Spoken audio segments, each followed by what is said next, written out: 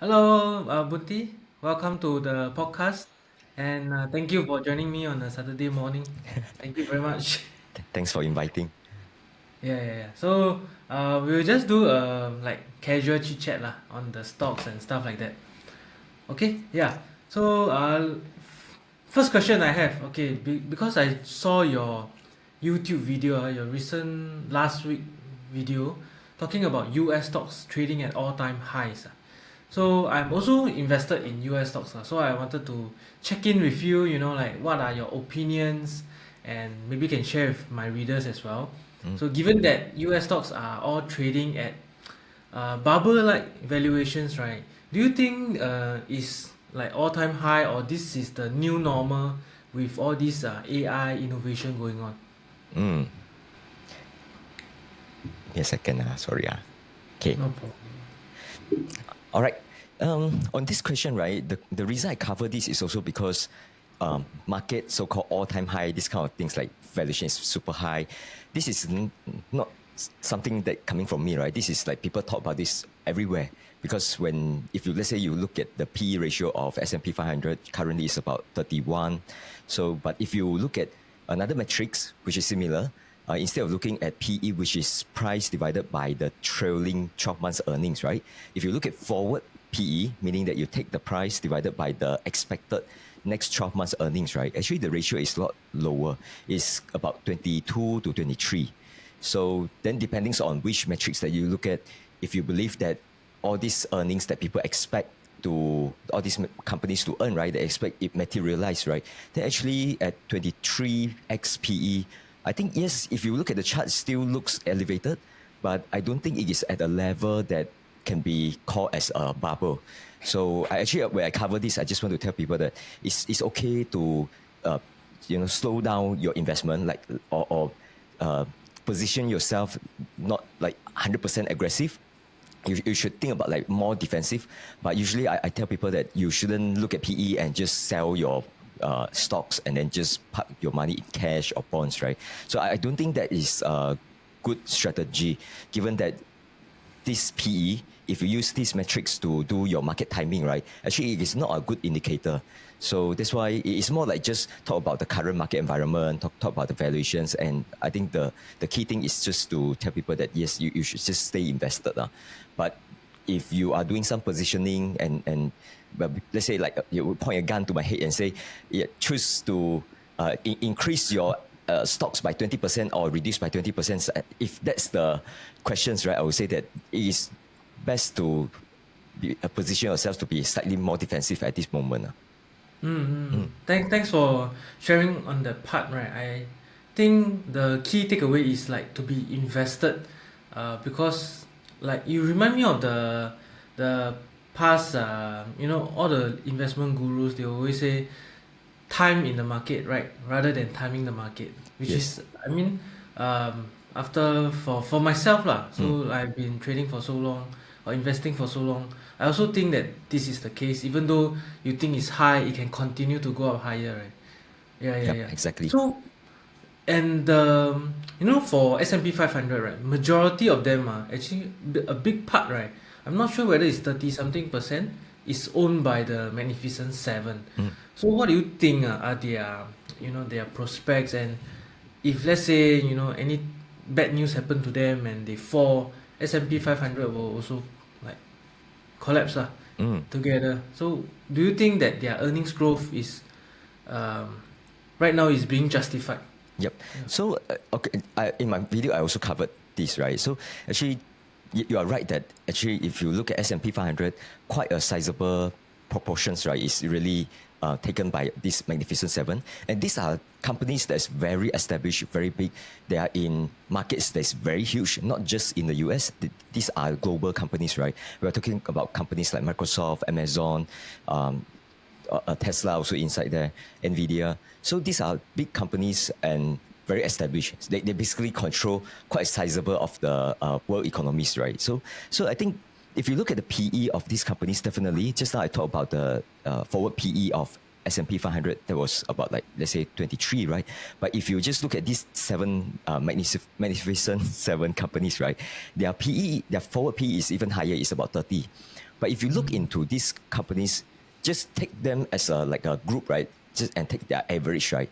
Whether you look at the growth number, like how much they are growing, or you look at their margin, or you look at profitability, all these numbers, right?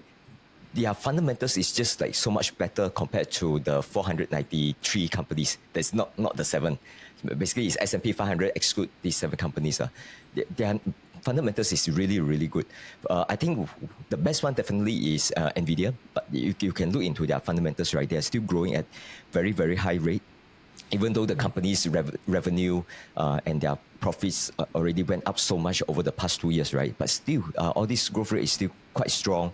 So I think the company is making a lot of money because of huge demands on their products, right? And because of this AI, some people say that, oh, it's all hype. But if you look at the kind of capex that all these companies are spending, right? Say, for example, let's say like you look at hyperscalers at Microsoft, or this like Amazon AWS, right? You look at the servers or data center that they're building. I think these are not some investor that is just like, oh, I look at share price go up, I buy, then hyping up everything. This is not like that, because capex, right, is something that they plan for long period of times. Then every year they plan the year ahead, right, depending on the demands that they can see, right, and they make this kind of spending after a lot of analysis. So as you can see here, they keep on building all these data centers because they see that they are still not able to fulfill the demand by keep on building a larger scale of data center. So that's why I think that all this is not just hype, there is real demands coming from the end users by just observing our own workflow, right? You can see that how much you are using tools like ChatGPT or Grok, right? Or the other Gemini, right? So I would say that if you just observe the end user, from the end user, it translates to demands on all these tools and all these like AI related apps, right? So you can see that the demand is real. And all this turn into capex, and capex turn into revenue for all the big companies. So that's why I think it's, as of now, it's still supported by the fundamentals. The problem is that what I'm saying here is up to this point, right? We don't know up until which point suddenly they will say that, oh, actually we have enough data center. Suddenly we see that the utilization is not like, in a situation where demand more than supply. At some point, definitely you will reach the balance, right? Then from there, people might reset their expectation in terms of what was the kind of growth rate we should expect, right? Then there might be some adjustment or correction in terms of valuation. But as of now, I think people are talking about all this bubble, talking about like, wow, total capex of few hundred billions. If we just extrapolate, that means that the entire economy 100% is suddenly in all the AI related stuff. It's not going to be like that, right? But still, I would say that after 1 or 2 years following all this news, right, I think the demand still exceed the expected demand or the perceptions, right, by a lot already. People are shouting that, oh, these things is going to end, the growth is going to die down. They've been shouted for close to 2 years or maybe even 3 years already. Still, they're wrong, right, up until now. But the future predictions, as we extrapolate like 1 year, 2 year, 3 year, I would say that it's very hard. Nobody can see all these things like 2 years or ahead, right? That one is very difficult. Yeah. Yeah, thank you for sharing. I think so. Your main takeaway is like their valuations, although it's a bit higher than the market, is well supported by their fundamentals. Yes. Which are very strong. High demand for their products and services. Also AI. So I'm glad you talk about companies. So let's jump onto the companies.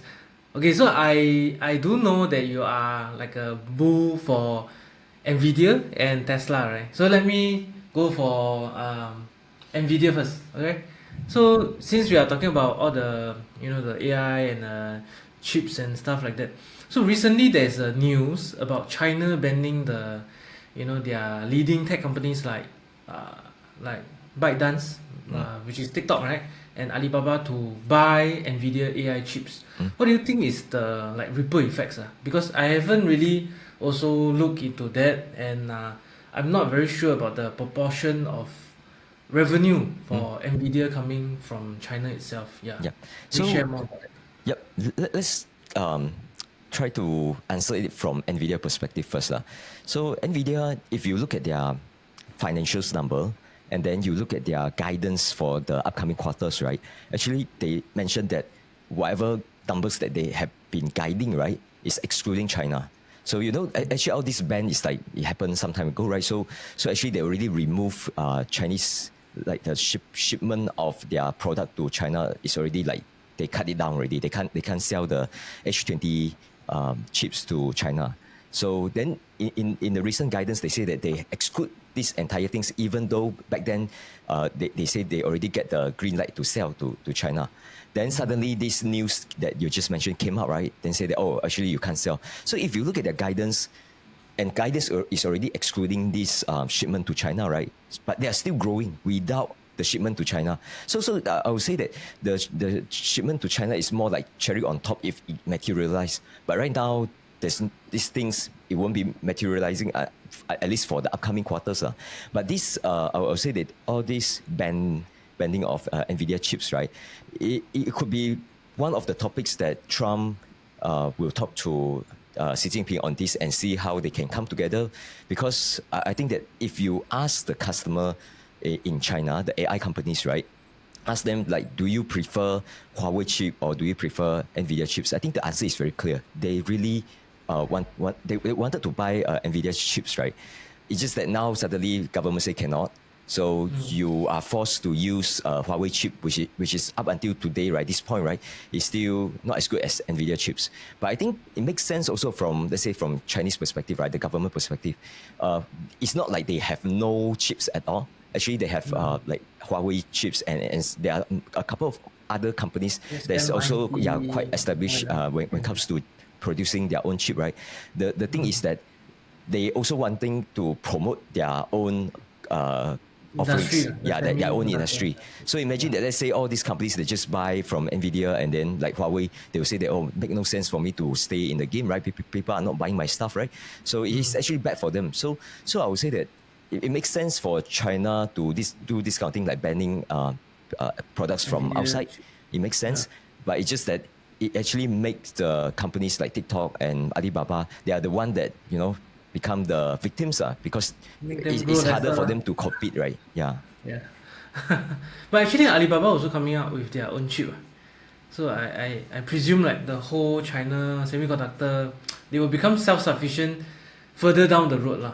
Actually, it will happen. Let's say if you just cut them off of all these things, right, and say, okay, everything you just have to rely on yourself, right? Actually, they will make it work. You just, all this is about like speed, right? Like, let's say with Nvidia, you might be like develop faster, and then let's say if it is without, then you just make use of what's available. It's just that, let's say, offering from Alibaba in terms of the AI tools that they can offer, right? Maybe it's not as good as those offered by, let's say, like their US competitors, right? Then maybe on certain angle, when it comes to competitions, they might be not good for them. But for the chip industry in China, that's good, right? Because they are now become self-sufficient, and then they will take time just to improve that. So just fast forward 5 years, 8 years in the future, right? I won't say that they will be still behind US, right? It could be even like catch up or even better. So all this could happen, man, because these are new industry. It is moving at a very fast pace. Anything can happen, man. Yeah. I think it's even quite surprising that Nvidia share price didn't drop like as much as I expected. I still see it stagnant. Like the news, such a news came out, and there's no price movement. So I do believe that what you are saying is sort of like what the market consensus is right now. Yeah. Okay, Let me just comment on this, right? Because I think people will do the analysis and find out that actually, if you just look at the current quarter, China is not big in terms of what. In terms of the proportion, the allocation, right? So and I say guidance is like without China, they are still growing. So people take this as like, okay, it's not such a big deal, right? But if you take a step back and just think of it like, not talking about current quarter, and we are talking about like the continuous, like the upcoming years, right? That business to sell to China, right, is actually very, very big because there are so many AI companies in China. Right? In fact, actually, I think US might be the first in terms of the consumer or all these, like I'm talking about AI startup, AI companies, right? US could be number one. But China is number two. Or like I think Jensen also mentioned that actually huge proportions of AI scientists actually based in China. So definitely there's a lot of demand there. It's a huge market for them. If they really like permanently lost this market, right, it's a big blow to Nvidia's potential. But all these things is really like it's not under their controls, right? It's all depending on Chinese government's attitudes, like whether they are happy Makes to sense. allow them to buy. Yeah, given China's very big size. Yeah. Yeah. Okay, thanks for the Nvidia part. Right, now let's talk about another interesting stock lah. I think Tesla. So we all know, right? Recently they unveiled a 1 trillion pay or compensation plan for Elon Musk. So that one is tied to when the company market cap goes up to 10 trillion. And then Elon Musk is saying that he wants like a 25%. So I presume that it can, I mean, his 1 trillion can potentially go up even further lah. So what do you think of this news?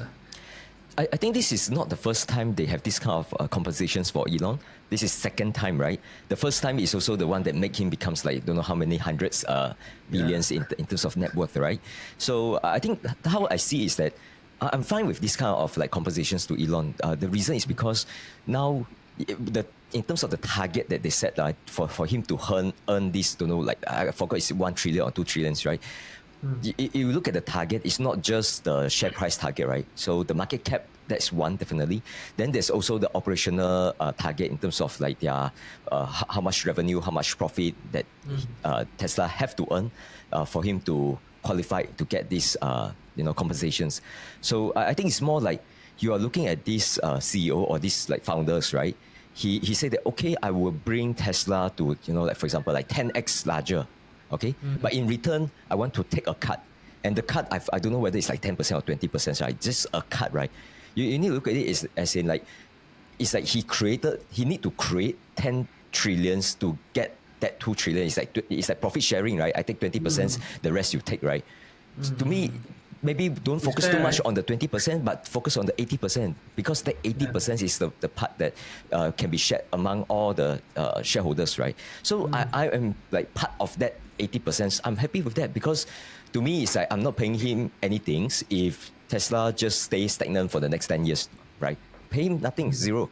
But let's say if it really 10x my capital, and from that 10x, he just want to take a cut. I think it is quite fair, right? So I'm happy to support this kind of compensation to him. I think people are shocked because, like in terms of, I would say in terms of other companies, not many companies do these kind of things. Most CEOs, right, they will say that, oh, regardless of the companies doing well or not well, right, I want the compensations. It could be small compensations. Let's say like the CEO in Singapore, they might be earning like few millions. I think in US, it is common for CEO to earn, let's say, tens of millions, or even some is like up to 100 millions. So that's common. But if you look at the details, right, it's like they set the target. It's not like they set 10x kind of target, They set a target that they are able to meet. Then they say, oh, I want to earn this if I meet this low target, right? So anyway, if I work here for 3-5 years, I stay in the job, my boss doesn't fire me, then I'm become like, even let's say just become, work for a few years and you get like hundreds of millions, right? It's still huge compensation. It's still make them rich, right? It's just that for Elon, I would say that his one is like, wow, my target is even way, way higher. And he's happy to not getting anything if he fail. So I think that's one thing, one perception. The other is that you have to ask. For example, let's say we all, Tesla shareholder, we all gang up together and we say, no, not going to pay Elon. Elon, I'm happy to pay you, for example, like happy to pay you 50 millions a year, okay, as a salary. Company fail, you still get the 50 millions per year, for example. Then we all gang up. Then from his perspective is that 50 million, I don't want. I got like zero upside from here, right? Except for the shares that he already owned, right? Then what if he say, no, I'm just going to get out. I resign as a CEO. You guys bought, right? You all go and find another CEO. Then you need to ask, like, in terms of Tesla executions for the next, let's say, like 10 years, right? Would it be very different if they have another CEO? We can assume that they're still able to get like the best person outside of Elon to execute. But if you ask me, I would say that the second best person in the world to operate Tesla will still be very different as compared to Elon. The reason, I think one reason is not just about like his engineering talent or stuff like that. It's not like that. It's more like how much he's willing to push his talents. Boundaries. Yeah, he's basically people who report to him. Because I would say that actually for most managers, right, like most CEOs, right, they want some form of like stability. They are not like I'm looking at my companies today. I just want my company to let's say like triple in size in 2 years. They are not looking at things in such a lens one. They are more like, oh, it's okay. We have been growing at 15%. Now let's target another 15% growth for the next 3 years. I think this is like common thing, because this kind of management, right, make yourself like comfortable. Like you don't need to do things that's outside of your comfort zone, right? You just do status quo. The market is there. You just do like the stable things, right? But for Elon, he's not like that. Right? His style is like he push, like regardless of how talented you are, he push your potentials like outside of like the normal human range, right? And that's how they create all these like super high growth, like crazy kind of executions. So I think this one is like you need a crazy CEO to fast track the executions on. So I think in that sense, I think Elon is totally different as compared to other CEOs. And that's why he is also happy to say that, oh, I set a target like 10x. And I think he will execute it. I think he will. It's a matter of when. For example, let's say people say that, okay, 10 years. Maybe he will take like, let's say 12 years, 14 years. I don't know. But definitely it will be much faster as compared to other companies. Other companies. Yeah. Yeah.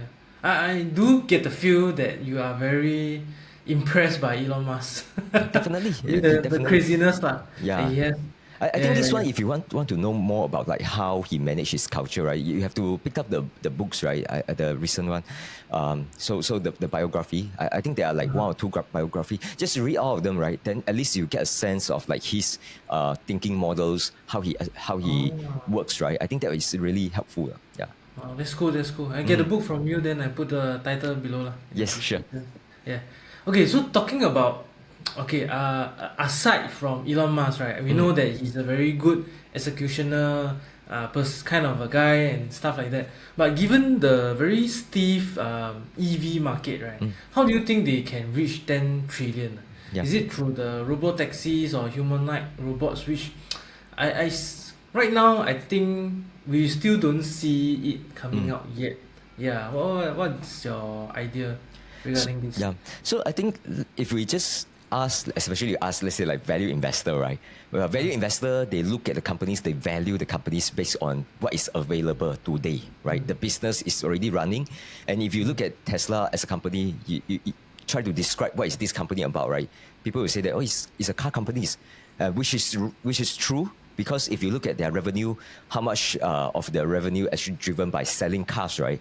I forgot what's the percentage, probably around 90%, right? Or maybe 85. The rest will be like they're selling battery pack, all those other stuff. So, but still, like when you have a revenue shares of like, let's call it like 90%, right? It is a car companies, right?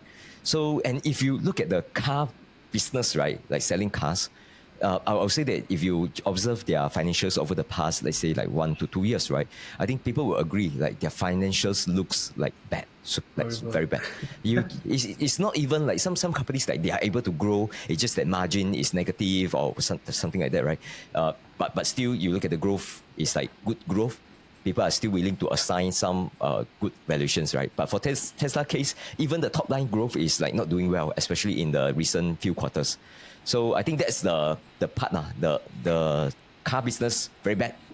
But if you look at the potential, right, I would say the potential is like huge. And it's like still tracking well. So in terms of potential, I would just name 2 things like you just mentioned, right? First one is definitely the Robotaxi. So I don't see Robotaxi as in like something that that is like just let's call it like Uber companies, right? I don't think that's the model. To me, it's more like now they already have a FSD that's working, and then they already roll out the FSD in Austin, right? And also West Coast, US West Coast already have all this Robotaxi. To me, it's not, they don't have to prove that like their Robotaxi is the best. I don't think that's even required. What they need to do from this Robotaxi is that they roll out, for example, right? They roll out 100 cars running on the road, right? So fetching people. So, and then you can achieve the utilization like close to, let's say, like 100% easily because it's only 100 cars, right? Then as long as all these things work well, right? We just need the cars to run, picking up people and then drop people and then earn some good enough, let's say like yield, right? Then they can start to roll out 1,000 car. And then from 1,000, they can roll out 10,000, right? From 10,000, they can roll out 100,000. And then they can roll out to different parts of US, because right now it's more like just experimental, right? They try to test out their strategy or their technology. That they still try to make their FSD even better. But the important thing is that now they don't need a driver to be like pay attentions and take over the cars whenever that's required. They don't need this, right? They can just let it like, you know, scale from 100,000s, they can scale to millions, scale to entire US, scale outside of US. I think this is all coming, you know. And when this happens, right, you will notice that actually in terms of their car factories, right now, I don't think they are operating at like 100% capacity. Meaning that if there are more demands in terms of their cars, right, actually they can ramp up more output. They can. Because I think right now, I think in terms of the demand, as you mentioned, there's more competitions. People have more choices. Some people, they are happy to buy BYD, other EVs, and they are not buying Tesla, right? But imagine that now in terms of the demand, it's not like just 100% coming from all these consumers like you and me, but they are targeting a new market, which is the Robotaxi, and the Robotaxi is just the business that they operate on the other part, which is like just fetching people, right? I believe that this other part, the Robotaxi part, right, will increase the car demands by a lot. And this is not something that we are seeing if you just look at the financials. It's zero, right? There's almost like, let's call it like, I don't know how many cars is running around. Probably it's like tens or hundreds of cars. It's not even in a number of tens of thousands. But as this FSD become like proven and roll out, I think this demands is like huge, right? Especially in US. I think what will happen is that many people, they will realize that I don't need to buy a car. So let's say when it roll out to Singapore or it roll out to anywhere in the world, right? People will realize that actually a car is just a utility, right? If I pull out my phone, I just, like call the car. Let's say the price is cheaper than Uber, right? Then I would just use Tesla instead of like using whatever like Uber or Grab that's available, right? So that's how they grab the market share, right? Then you will see that on the road, right, there will be many Tesla cars already. And this one, I don't think it will play out in, let's say, like 2 years. It won't. It will be longer than that. But all these things is like they need to make sure the technology proven, then they scale up. Then as they scale up, they will notice that because some problem, right? Let's say the problem only occur in, let's say, like 0.1% in the cases or the driving miles, right? Actually, it's very small. You roll out 100 cars, you don't see the problem, but you roll out 1,000, then you start to see like other problems. Then you need to fix all those things, make it become better. Then roll out 10,000s, then you will see more problem, right? Because some small, very tiny problem become an issue when you are rolling out in the numbers of hundreds of thousands. So they still need to sort out all these things, and probably this will take like, let's say, 5 years or more, right? But as they scale up, like let's say you just close your eyes and wait for that 10 years, right? You will see that it will be completely different already, because I don't think that they will take like 10 years and then nothing achieved, right? It won't be that slow one. Especially, I would say that the most difficult part is actually the current period, the current experiment that they are running. If you've got any problem, now they are seeing it already, and they will slow down the deployment. But in this case, right, it's very funny. If there's no news, right, that's the best thing already. Because I'm actually quite afraid of like suddenly there's a news, then they are forced to pause this entire program. You know, so any news is bad news. No news is the best news, you know. So that's the situations. That's just the Robotaxi. I think that the Robotaxi alone, right, is huge. It's really big. Then the other parts, the humanoid robot, I think that is even larger. But for a humanoid robot, I would say that let's expect to see nothing at least for 5 years. Then maybe between like 5 years onwards, right? Probably you need to wait another 10 years, right? Meaning we're talking about things that is like 15 years from now. So it's even further ahead, given that this is so new, but it is a larger market. But people, we don't need to see like humanoid robots everywhere, right? We don't need to see that. We only need like, let's say 5 or 10 years from now, as you can see, the capability is much better. And as you can see like 1 or 2 humanoid robot walking around in like some setup, right? Let's say working as security or whatever, right? As that come, right? Then people will be able to extrapolate and able to see the future. But right now you don't see it. Like for example, you go try order Starbucks, right? You it's human working there.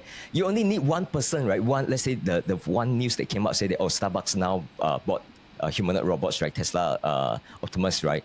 And you just need them to serve the drinks or do stuff that is fairly complex. Say for example, let's say work as a bartender and then need to shake the things, right? So if robot can do that, right, then people will say that, oh, is there anything that this humanoid robot cannot do?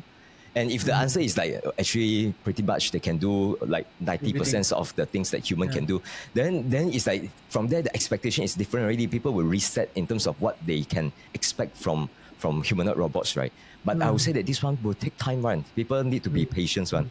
Like you can't expect that, oh, after 1 year, why the robot is still not here? Elon is slow, Tesla is a scam. Then it's like, come on, it's just like 1 year, right? These kind of things, please expect to take a lot longer. Yeah.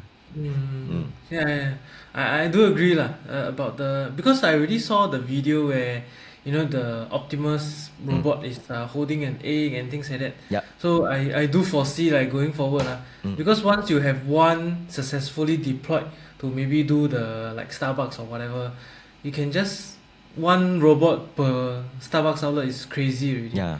Yeah. Actually, But I think in terms of what they are capable of, right? Actually, Tesla, they have this Tesla diner. So they operate a restaurant in US, right? So there's a right. Optimus that's serving popcorn, I think.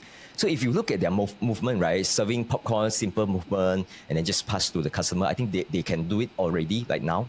But the thing is, I think when it comes to the control, I believe the one, right, that is currently serving, right, is still controlled by human. I think there is more like, let's say, joystick or keyboard control. I don't know how they control it, right? But behind the scene, I think it's still a human. There's human that control all these robots. But I think what we want, right, is not like human control things. You want it to be controlled by AI, like 100%. And all this technology, I think, is still being developed. Like let's say a humanoid robot that can move like 100% like autonomously, right? So you still need to make sure the movement is all fine. Then you need to make sure that the robot can understand. And then let's say there's an objective, they can just make their movement to meet their objectives, right? So they can communicate. So all this is like there are many pieces that are still under development. So I mean, so take time, sir. Won't be that fast one. Because let's say if you buy a robot that can do like all the fancy movement, but still you need to operate it, right? Say for example, my laundry is done already, so I need to control the robot and go and do the laundry. Oh, come on, still need me to control. There's no use, right? So the autonomous part is like you need that part. So that's why I say we'll take a couple more years from now. Yeah. Thanks. Wow, so I really share your enthusiasm on US stocks. So coming like to the end, right? I wanted to also check in with you, because Singapore market right now is quite bustling with activity. So do you have any Singapore stocks that you are looking at, or is it on your watch list and stuff like that? Yeah, I think I haven't been looking at Singapore stocks for a while, but it's not like totally like zero exposure when it comes to Singapore markets. I see Singapore markets, right, as a very good market for me to, let's say, as I wanted to shift some of my portfolio towards, let's say, like dividend kind of stocks, right? So to me, it's like whether it's REITs, whether it's banks, right? I think they are still very good investment. If you want to have, let's say, a portions of your portfolio to be companies that give you dividends. So and this one, just for your audience, right? To me, it's like not important things at today's level, because to me, it's still like doing my normal, let's say, like focusing on global diversified stocks portfolio, and then maybe even like concentrate a bit more into like Nasdaq or or let's say Magnificent Seven kind of exposures. To me, it's like more important as of now. But I still have like a small portfolio that is investing in REITs, Singapore REITs, and then also Singapore banks. So it's a small portfolio, but even a small portfolio, say for example, let's say 100,000, right, still give me, let's say like 5,000 dividends per year, right? To me, I don't need that dividends for now. It's just that to me, is maybe it's like something that I may ramp up this portfolio in the future. So let's say from 100K, I can ramp up to 200K, 300K, 400K. If I have, let's call it like 400K, it's still 20,000 dividends per year, right? Then that one is really, really helpful when I retire, because if you retire with a portfolio of dividend stocks, right, at least it gives you like, let's say 15 or 20K of dividends per year, right? And as you retire, you will automatically or naturally reduce your expenses, and even 10,000s or 15,000s of dividends, I think it still helped out in terms of your daily kind of like spending or expenses, right? So in terms of cash flow planning, I think that is good to have some dividend portfolio. It's just that it's not my focus at the moment. So I haven't been really focusing on the development or the news in Singapore market. Yeah, but being able to get 5% is also not bad really, because most of the people I saw on Reddit or like I hear, right, even my colleagues or friends, they park inside T-bills, fixed deposits, all get at least only 2-3% Yep, max. yep. Yeah, and now it's been going down all the way. Then a lot of interest in dividend stocks, REITs and stuff like that. Yeah, but it's different, right? One is like really risk-free kind of Risk things. free, yeah. The other one is like you put your money in REITs. You need to know this is like risk. You are risking your capital, right? It's not a safe, let's say like 4 or 5% return. It's not a safe return, because you park now 5%. Let's say suddenly inflation just come back, and then interest rates have to stop pausing Going the up. pausing the rate cut, right? Then suddenly rate hikes coming. Be prepared to lose, for example, like be prepared to lose 20% of your capital that's inside REITs, right? Then it's like, okay, 4 years of dividends gone already. So you need to know that. I think that is something that you should Correct, expect. correct. Like, is Yeah. risk capital. Yeah. Yeah, that is what happened Yep. in the past 2 to 3 years. Yep. REITs all go down, then now it's coming back already. Yeah. Yeah. So, okay, maybe just one last question. So, given that you mentioned about rate cuts also, right? What is your take? How low would it go, and then before finally it will stay constant or stagnant? And given this decreasing interest rate environment, right? Do you think that investors should invest in Singapore stocks, REITs, or still go for US stocks? Because when rate cuts are coming, then I think there's growth for at least US stocks, or maybe you would want to be more safe and sit on the cash. So let me just caveat. Let's focus on what happened from, for example, let's say beginning of the year up until today's point, because I don't want to give predictions, right? Because I'll tell you about the prediction part later. So Okay. if we just unwind a bit and just look at like early of this year, right? Because I think US Fed, they cut the rates, I think last year, and then they paused, right? And then the reasons given was that, because Trump in the office, they're doing tariff stuff, and tariff might lead to inflations. So we need to be careful, shouldn't cut too much, and just observe the inflation part first before we decide on to cut, right? That's why there's a long pause from early this year until now. They just do a cut this week, right? So just happened. So I think during this period where there's no cut, and as you look at the inflation number, you can say that it's kind of like quite sticky. It's not going down to let's say like 2%, right? It's still quite sticky at about, let's quite like 3%, right? But it's not like all these tariff now suddenly really translate into inflation. Like we don't see an increase in inflation, right? So I would say that if you observe up until this point, it's more like they are moving slow in terms of the rate cut, and as the Fed just paused the rate cut, and now suddenly they release this rate cut, right? It's more like there's dry powder that is accumulating for, let's call it like 9 months. Then suddenly now they say that, I cannot like, keep on holding it already. In fact, my like the US Fed fund rate, right, is already above the inflation for some time already. And now, if you just observe the economics data, right, it is pointing towards like softer labor markets, all these things, and then it makes sense for them to cut. So they have to cut already. There's no reason for them to say, oh, I need to keep holding on and just keep a high interest rate, right? That's what happened, right? So they had one cut announced, and then now I think market is expecting another 2 cuts by end of the year, and then maybe another 2 cuts by, let's say, like mid next year, right? So I do. That's why if you look at the market suddenly rally, I think it's because of like this Fed moving slow, and suddenly now they have to move. And we all know that as Fed continue to cut, let's say like another 2 cuts this year and then another 2 cuts next year, right? All this money parking in, let's say like the US T-bills, right? They are earning 4.3% risk-free, right? Now all this money is like, okay, now you are only earning 3%. Do you still want to keep your money in cash? So there will be more money flowing from whether it's money market funds or like short-term bonds, right? They will flow into stock market. And definitely rate cuts is good for US markets. So that is what happened till this point. If you talk about like future, right, I don't think all this view, like you ask me, I can tell you my view in terms of US Fed, how they will decide. But I would say that it's very, very difficult because whatever expectations that I just mentioned, right, like the 2 cuts in like next year, right, this is already priced into the market prices. People are already expecting it.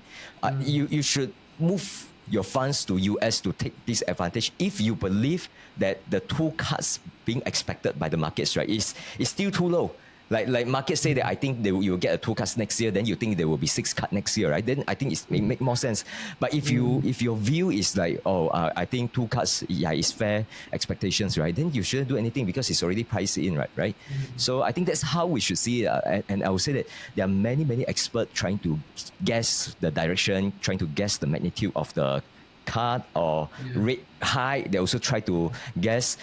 I observe these things, right? I studied Fed for, I would say, maybe 10 years, maybe even longer. My takeaway from all this observation is that people keep getting it wrong. Wrong. It's like you think it will cut, then it's wrong.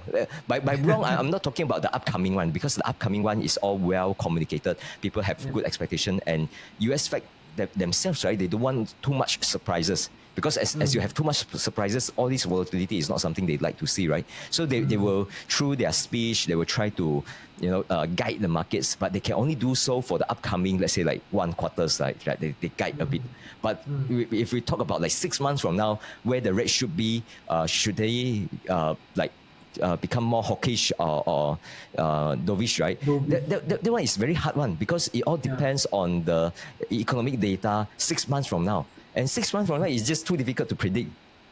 Even now, let's say if you look at the economy, it's still quite good, right? Especially US, quite good. You just unwind back, go back to 12 months ago and try to read the news, right? I'll tell you, at least like, let's say 40% of the news or of all the analysts, right? Those who write all this research, right? You go and read, right? People, they're still talking about like expecting bad news, expecting tariff to make US economy jibabu. So it's like every time you read, then let's call it like this 30% of the people who write bad stuff about the economy, right? 12 months later, you look at market so resilient. Well, it means that they are all writing the wrong stuff already. But for them, it's not like, I'm wrong few times already, I stopped guessing already. It's more like I'm wrong already. I wrote something on the paper. People can see I wrote the wrong stuff, wrong predictions. I get it wrong. Come back again. I write again. New stuff talking about the future. Then sometimes it's like wrong already. People still read, because I think people are not. They don't have this habit of like, I read these things, right? The first thing that you should do is like, you are making a predictions. Have you made this kind of predictions in the past? If the answer is yes, right, what's your track record? This is not like, I would say you ask 10 people reading all this opinion piece, right? Out of 10 people never ask these questions. Maybe it's like too hard for you to like get that data. Like you need to track this analyst, right? Or this writer, and just look at what they say in the past, and just look at the track record. Let's say I tell you this guy, even if he got it correct 50% of the time, right? Let's say 50%. I make, let's say 30 predictions, 15 turn out to be correct, 15 turn out to be wrong. I ask you, now I tell you his opinion on the Fed directions, right? Will you trust this person or not? No. 50-50 Just is a like, and guessing roll the game. dice is also 50-50, right? So Yeah. that's why, but it never stopped them, right? They are more like, this scenario, right? I tell you, is similar to like those people, they go and buy Toto, right? Then they buy already, okay, wrong, okay? Didn't strike jackpot. Then they Mm. try again. Again, Then they keep again. doing this for like years and years and years. Yeah. And I'm Oh, not talking finally about you tried those, one time. yeah, I'm not talking about those who wrote the articles. Because if you ask for my opinion, of course I have an opinion, right? I can tell you my Mm. opinion. But Mm. this writer, they write these things, right? It's like, oh, come on, they are just earning, a salary, Yeah, right? yeah, the It's economics. fair. As long as there's Mm. demand, they just churn out Right. whatever that people demanded. They get Yeah. paid for that. I think it's fine.